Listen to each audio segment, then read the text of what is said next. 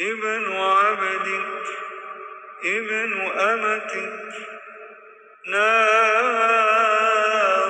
ناصيتي بيدك ماض في حكمك عدل في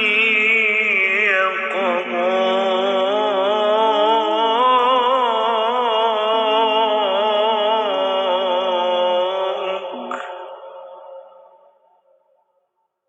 أسألك بكل اسم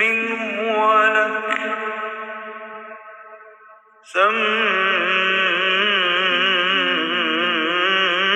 سميت به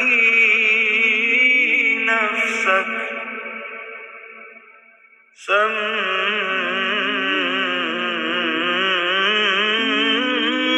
سميت به نفسك أو أنزلته في كتابك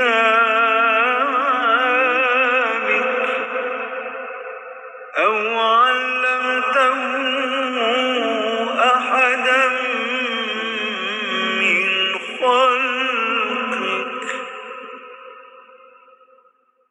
أو استأثرت به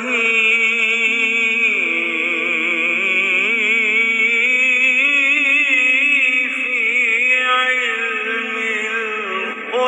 الغيب عندك أن تجعل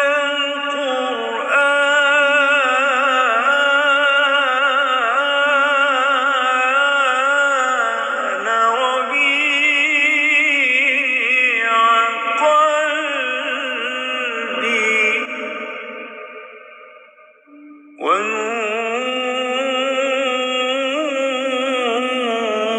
ونور صدري وجلاء